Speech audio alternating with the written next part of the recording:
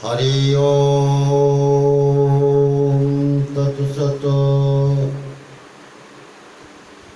योग का छठवां भाग। गुदातु द्वयंगुला दूरम मेधातु द्वयंगुलाद अधा।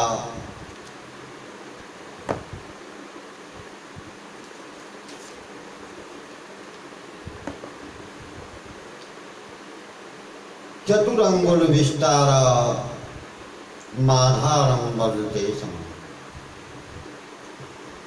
गुदा से 2 अंगुल ऊपर और मेध से 2 अंगुल नीचे, मध्य में 4 अंगुल विस्तार आधार पद में है।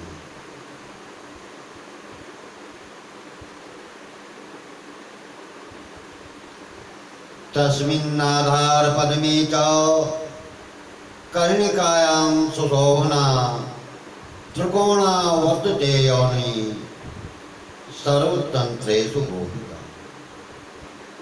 उस आधार पद्म के कर्णिका में अर्थात डंडी में त्रिकोण योनि है। यह योनि सब तंत्रों करके गोपित है, गुप्त है। अर्थात इसके प्रकाश करने की आज्ञा किसी शास्त्र में नहीं।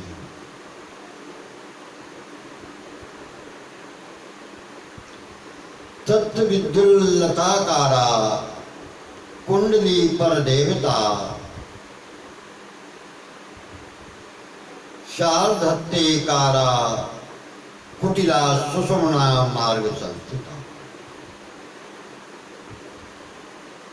उसी स्थान में कुंडलिनी देवता 3.5 आवृत्ति कुटला अर्थात टेढ़ी, जिसकी प्रभा बिजली के समान और सुषुम्ना के मार्ग में स्थित है।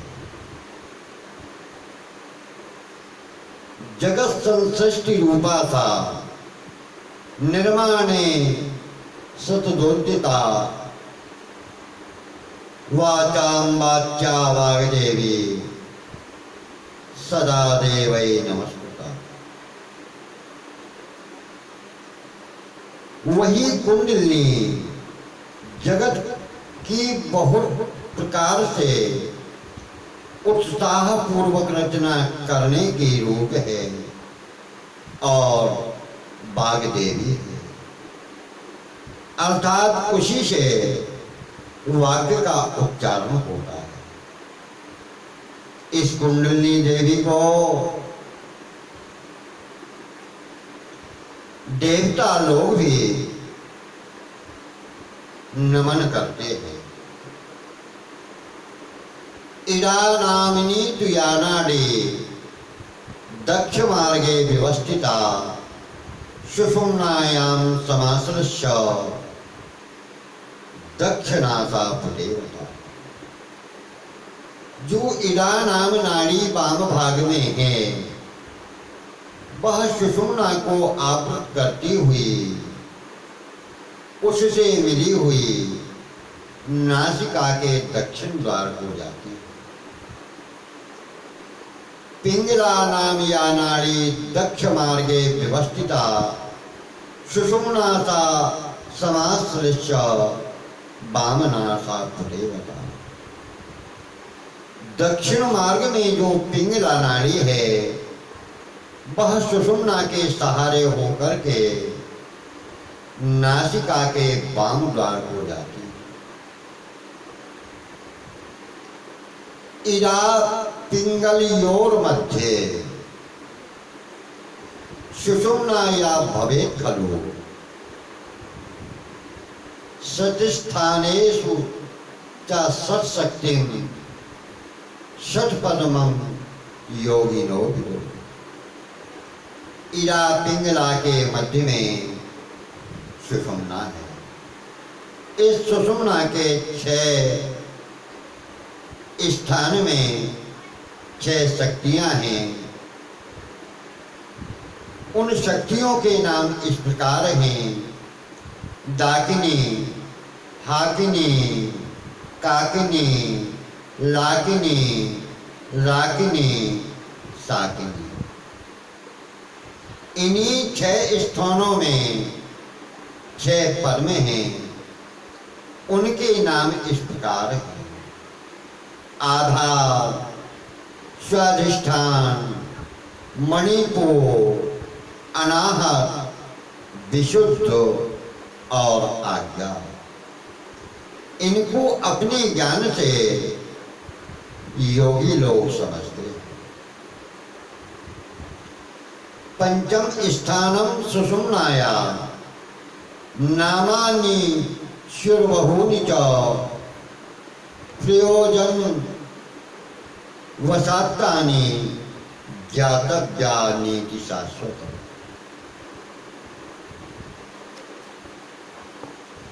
सुषुम्ना के 5 स्थान हैं। उनके नाम बहुत हैं। प्रयोजन से शास्त्र करके उनको जाना जा सकता है।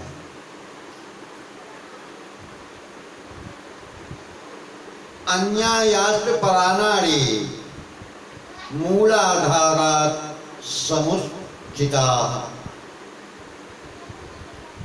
रसनाम्बेरनयनम पादांगुष्ठे च सोत्रुकम्।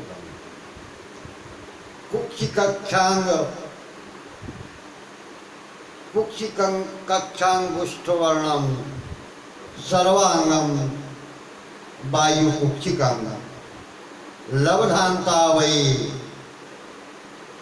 निवर्तन्ते यथा देश समुद्भवा। और अन्य नाड़ियां मूलाधार से उठी हुई हैं। जोआ मेरुनेत्र पाद का अंगुष्ठ, कर्ण कुक्षि कक्ष, हस्तांगुष्ठ, वायु उपस्थ, इन सब अंगों में ये पहुंचती हैं। मूलाधार से उत्पन्न होकर अपने स्थान में जाकर के ये निवृत्त होती है।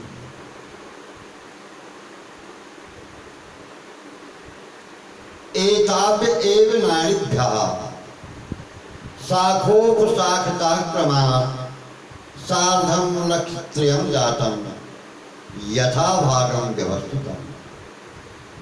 एताभो महानाट्यो वायु संचार दक्षिका ओतप्रेताभि संव्याप्य तिष्ठन्त्यस्मिन् कलेवरम्। इन्हीं नाड़ियों में से शाखोपशाखा क्रम से 3.5 लाख नाड़ियां उत्पन्न होकर के अपने अपने स्थान में स्थित हैं। सब भोग वहा नाड़ियां वायु के संचार में दक्ष हैं। सूर्य मंडल मध्यस्था कला द्वादश संयुता वस्ति देशे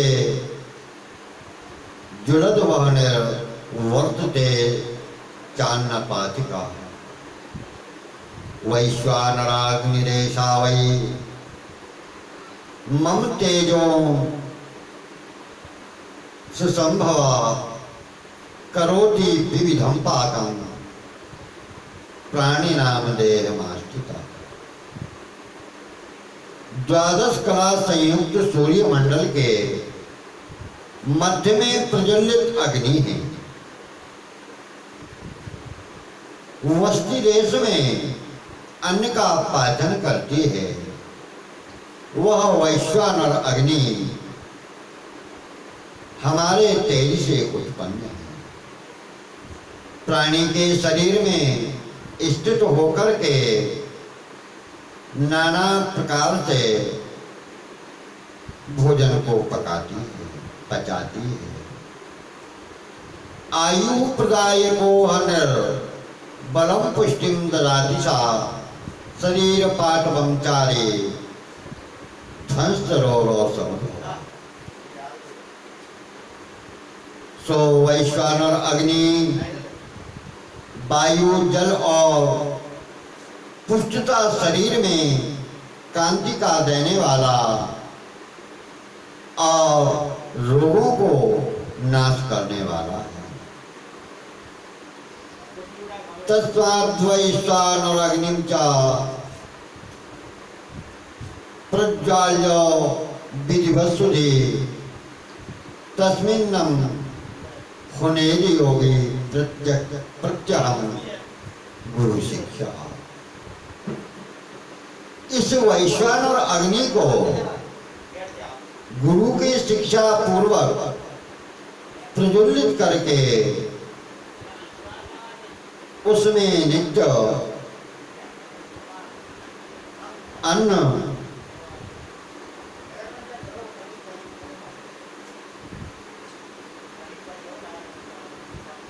होम करे अर्थात भोजन करे।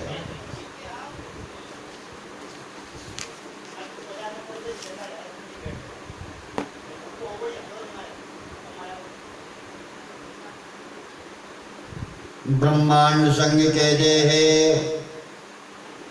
स्थानेश्वर बहूनि चा मयोक्तानि प्रधानानि ज्ञातव्यानि हैं शास्त्र के। नाना प्रकार नामानि स्थानानि विविधानि चा वर्तन्ते विग्रहेतानि कथितुं नैव शक्यते। यह शरीर एक ब्रह्मांड है, इसमें बहुत स्थान हैं। उन प्रधान प्रधान स्थानों को कहा गया है। यह सब शास्त्रों से जाना जाता है।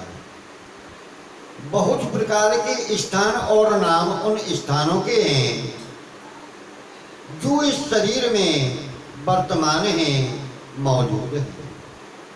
उनकी वर्णन करने को हम शक्य यानी समर्थ नहीं है। बहुत विस्तार है, उनके कहने में व्यर्थ परिश्रम ही है। इत्थं प्रकल्पिते देहे जीवो वसति स्वर्गः अनादि वासनामानां त्रितः कर्म श्रृंखला। इस तरह शरीर कल्पित है और जीव पूर्ण वासना रूपी बेड़ियों में फंस करके माला की तरह गोल घूमता है। नाना विधि गुणोपेता सर्व व्यापार कारका पूर्वार्जितानि कर्माणि भुनक्ति विविधानि च। जीव नाना प्रकार के गुणों को ग्रहण करता है और संसार में बहुत प्रकार के कर्म करता है। वह सब पूर्वार्जित यानी पहले अर्जित किए हुए, संग्रह किए हुए शुभ और अशुभ कर्मों के फल को भोगता है। यद्यत् संदृश्यते लोके सर्वं तत्कर्म संभवम् सर्वः कर्मानुसारेण जंतुर्भोगान् भुनक्ति वै। जो जो शुभाशुभ कर्म संसार में दिखाई देते हैं,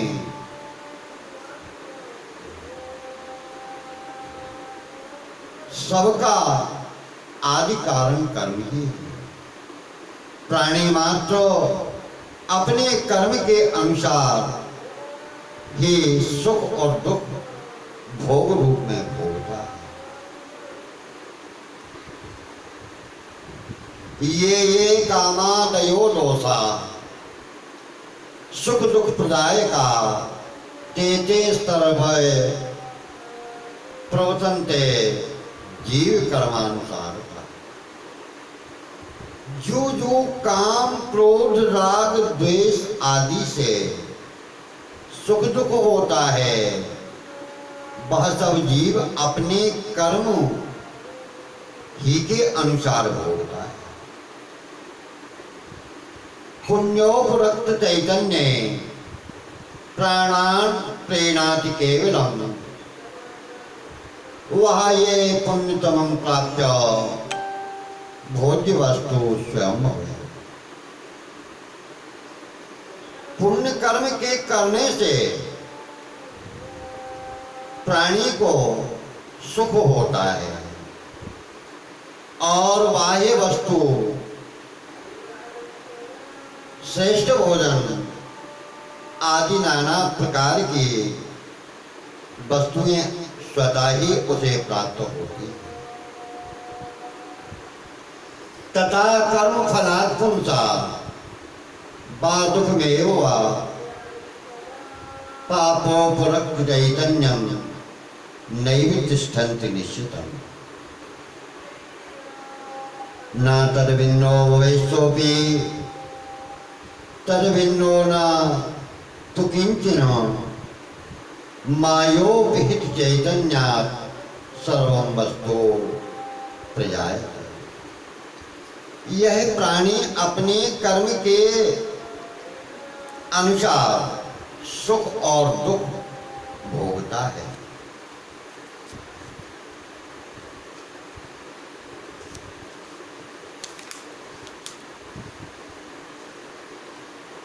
जीव जब पाप में आसक्त होता है तब दुख भोगता है और उसको सुख प्राप्त नहीं होता।